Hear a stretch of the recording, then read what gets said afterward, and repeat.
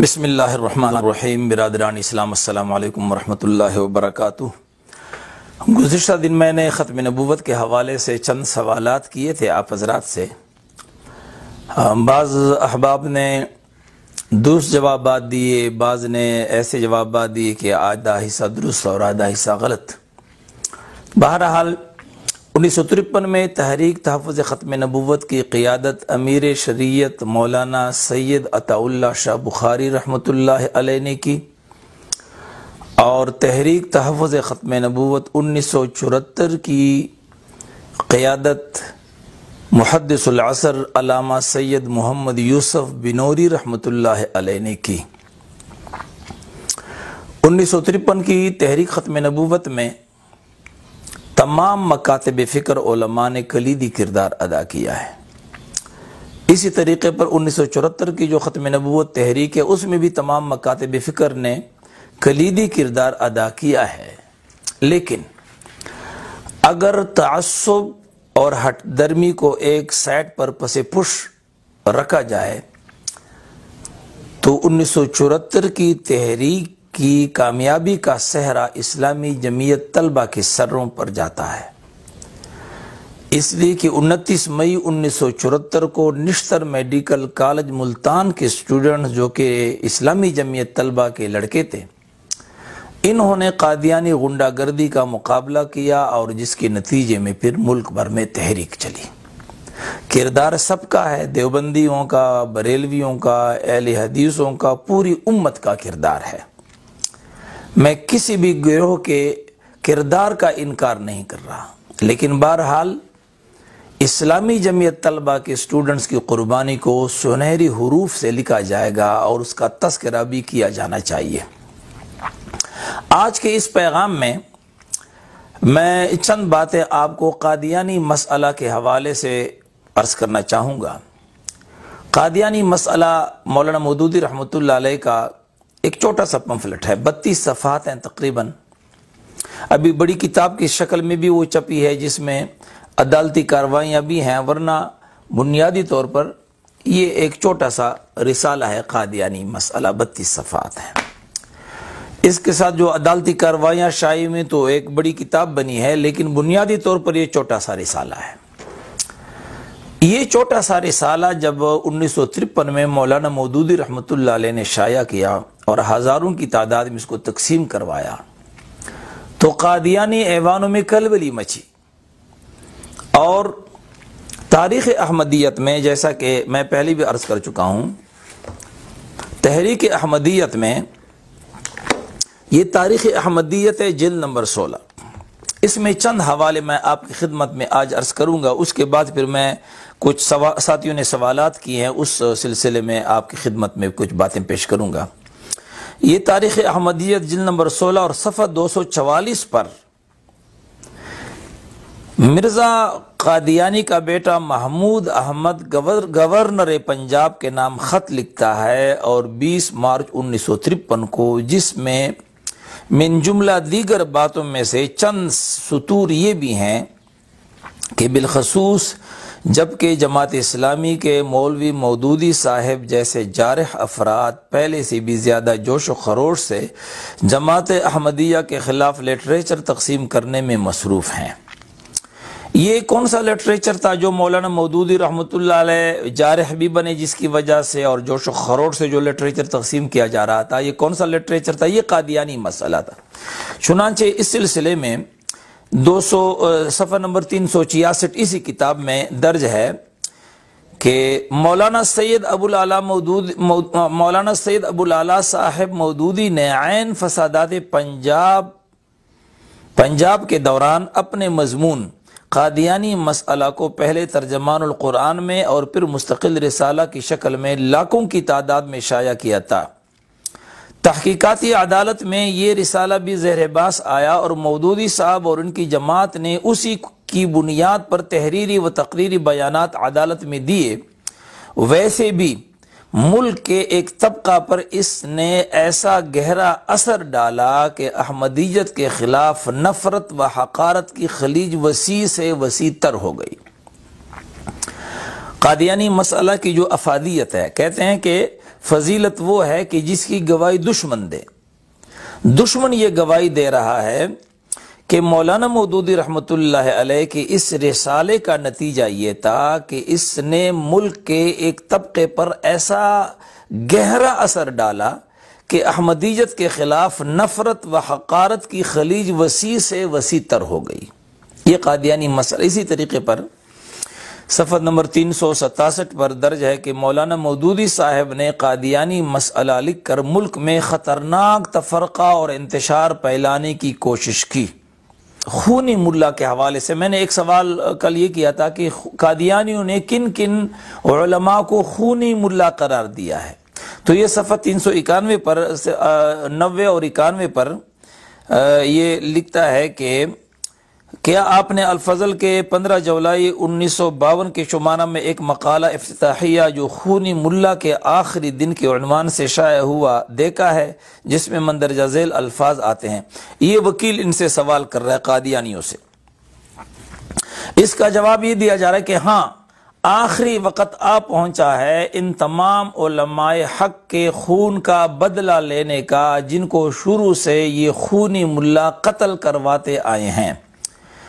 وہ قادیانی مولوی جو قتل ہو چکے ہیں تو ان کو انہوں نے علماء حق قرار دیا کہ ان علماء حق کو قتل کروانے میں جو کرواتے رہے یہ خونی ملا ان کے آخری دن آ پہنچے۔ ان سب کے خون کا بدلہ لیا جائے گا عطا اللہ شاہ بخاری سے، ملا بدایونی سے۔ مولانا عبدالحامد بدایونی رحمۃ اللہ علیہ عالم تھے، کراچی میں ان کی قبر ہے۔ ملا احتشام الحق سے، مولانا احتشام الحق تھانوی رحمۃ اللہ علیہ ایک بڑے عالم گزرے ہیں کراچی میں، ان کی قبر ہے۔ ملا محمد شفیع سے، مفتی اعظم پاکستان حضرت مولانا مفتی محمد شفیع صاحب رحمۃ اللہ علیہ سے۔ ملا مودودی سے مولانا سید ابو العلا مودودی رحمۃ اللہ علیہ۔ یہ 5 حضرات ان کو ذکر کیا گیا ہے اور ان کا نام خونی ملا کے نام سے مخاطب کیا گیا ہے کہ یہ خونی ملا ہیں۔ مولانا عطا اللہ شاہ بخاری رحمۃ اللہ علیہ، مولانا عبدالحامد بدایونی رحمۃ اللہ علیہ، مولانا احتشام الحق تانوی رحمۃ اللہ علیہ، مولانا مفتی محمد شفیع رحمۃ اللہ علیہ اور مولانا سید ابو العلا مودودی رحمۃ اللہ علیہ۔ یہ 5 علماء، یہ وہ علماء ہیں کہ تحریر اور تقریر کے لحاظ سے 1953 کی تحریک ختم نبوت میں انہوں نے کلیدی کردار ادا کیا ہے۔ میں نے یہ بھی سوال میں کہا تھا کہ کس بزرگ کی کتاب کو قادیانیوں نے بم قرار دیا ہے؟ اس حوالے سے یہ تاریخ احمدیت ہے اور اس کا صفحہ نمبر 451 ہے۔ تفصیل سے ذرا میں وہ تحریر آپ کے سامنے پڑھ دیتا ہوں۔ جماعت اسلامی کے لیڈر مولانا ابو العلا مودودی نے حکومت کے ان سرتور کوششوں میں جو وہ 5 مارچ کو فسادات کے روکنے کے لیے کر رہی تھی کسی قسم کا تعاون پیش نہ کیا۔ اس کے برعکس مولانا نے سرکشانہ رویہ اختیار کیا۔ سرکشانہ رویہ، کیسے سرکشانہ رویہ اختیار نہ کرتے؟ ایک مجدد اور ایک عالم ربانی اگر رسول اللہ صلی اللہ علیہ وسلم کی ختم نبوت اور ناموس پر غیرت کا مظاہرہ نہ کرے تو آخر وہ کون سا وقت ہوگا، کون سی گڑی ہوگی اور کون سا ایشو ہوگا جس پر وہ اپنے جذبات کا اظہار کرے گا؟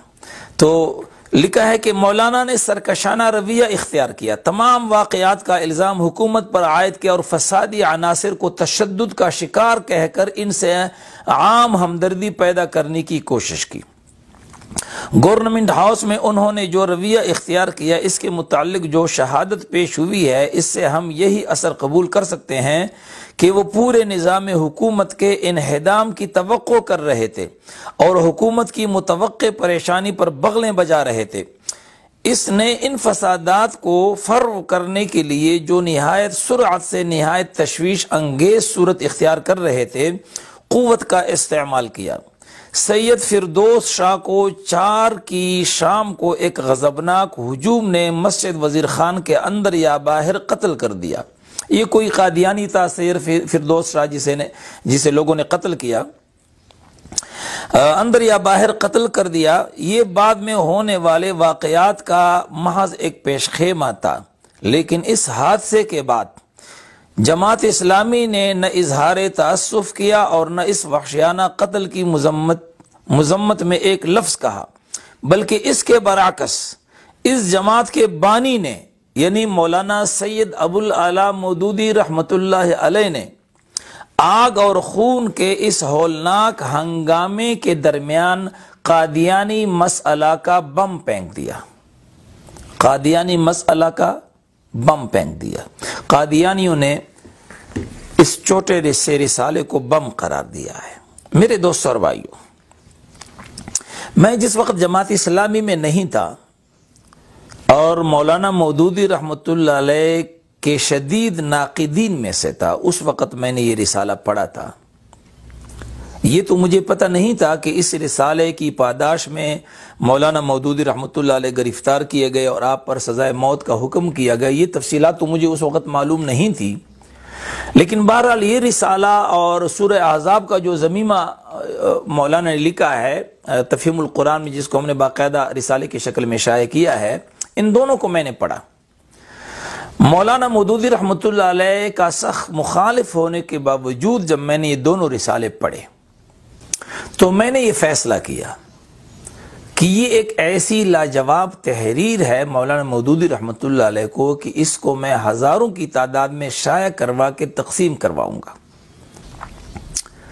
آج بھی اس بات کی ضرورت ہے، جس طرح 1953 میں مولانا مودودی رحمۃ اللہ علیہ کے اس قادیانی مسئلہ نے ابابیل کا کردار ادا کرتے ہوئے قادیانیت کے ہاتھیوں کو روند ڈالا، آج بھی جبکہ قادیانی لوگ سوشل میڈیا اور ابلاغ کے دوسرے ذرائع کو استعمال کرتے ہوئے مسلمانوں کے نظریات کو متاثر کرنے کی کوشش کر رہے ہیں اور ختم نبوت کے حوالے سے منفی پراپیگنڈا کرنے کی کوشش کر رہے ہیں، آج بھی ضرورت اس بات کی ہے کہ قادیانی مسئلہ کو اور مولانا مودودی رحمۃ اللہ علیہ کا یہ جو دوسرا رسالہ ہے ختم نبوت، اس کو لاکھوں کی تعداد میں شائع کروا کے امت مسلمہ کے دہلیز تک پہنچانے کی کوشش کی جائے۔